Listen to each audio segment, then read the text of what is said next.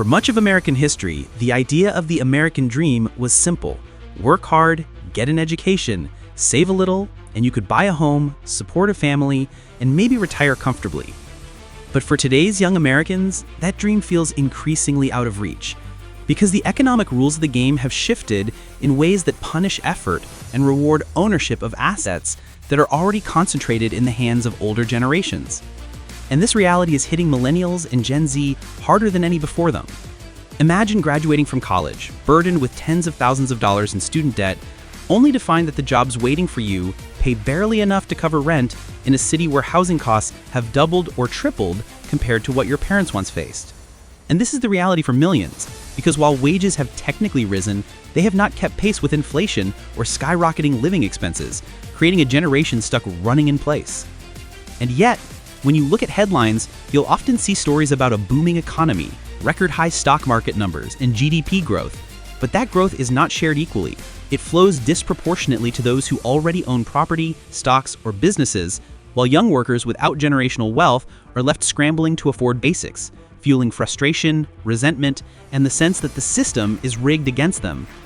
Housing is the clearest example of this widening divide, because in the 1970s, the median home price was about 4 times the median annual income. But today, in many parts of the country, that figure is closer to 10 times or higher, meaning that buying a home, once the cornerstone of middle-class stability, has become a fantasy for young adults who instead face the prospect of lifelong renting, often at rents so high that saving for the future becomes impossible, creating a cycle of dependence that robs them of financial independence.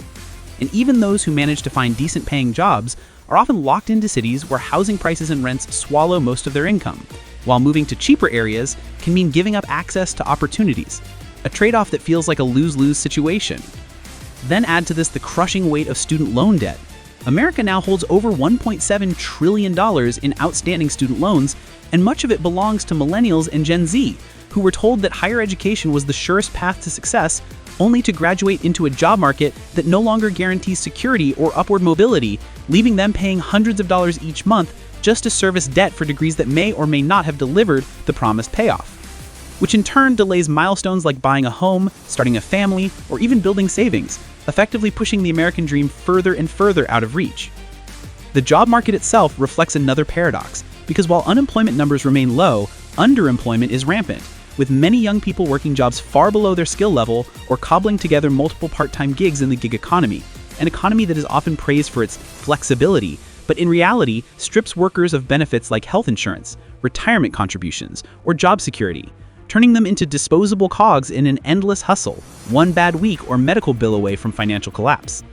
Meanwhile, those who do secure salaried positions often find themselves working long hours in high-pressure environments, burning out quickly, because the cost of simply existing in America, healthcare, rent, food, transportation, has outpaced wages for decades, leaving even hardworking young professionals feeling like they are barely keeping their heads above water. And if you widen the lens, the structural imbalance becomes even clearer, because the US economy today is built around rewarding asset holders, meaning those who already own stocks, property, or businesses see exponential returns on investment, while wage earners, especially young people starting with nothing, are left struggling to catch up. And this wealth divide only widens as time goes on, since property values and stock portfolios compound in value, while paychecks are quickly eaten away by inflation and expenses, effectively creating two Americas. One where wealth builds effortlessly for the privileged, and another where debt and struggle are a permanent condition for the young. Surveys reveal the psychological toll of this imbalance, with Gen Z and millennials reporting record-high levels of financial anxiety, depression, and burnout, driven by the knowledge that no matter how hard they work, they may never achieve the same milestones their parents did. And this disillusionment is fueling anger at political and economic institutions that seem to ignore their plight.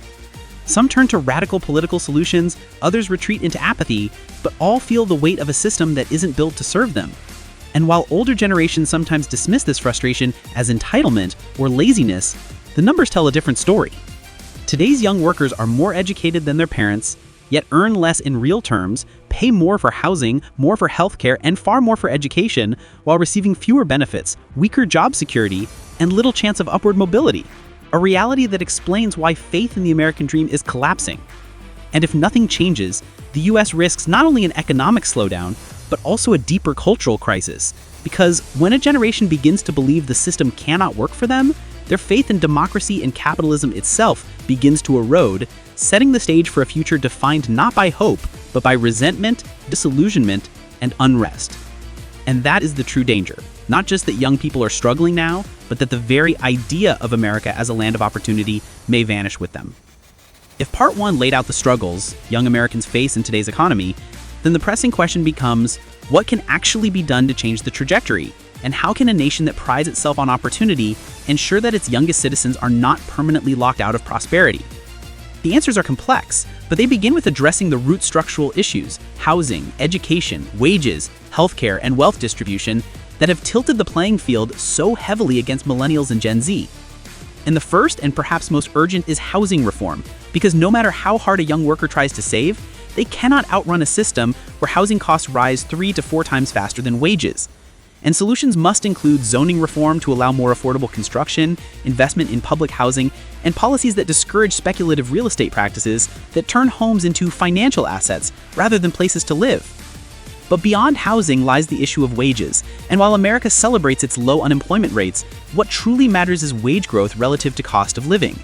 And for decades, worker productivity has risen while real wages have stagnated, meaning the benefits of growth have flowed upward to executives and shareholders rather than the labor force itself, which is why young people are demanding policies like a living minimum wage, stronger union protections, and an economy that rewards work, not just capital ownership.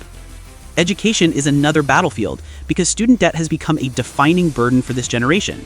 And while recent efforts to cancel or reduce federal student loans have provided relief for some, the larger question remains: why should higher education cost so much in the first place? And what reforms are necessary to make sure the next wave of students does not fall into the same debt trap?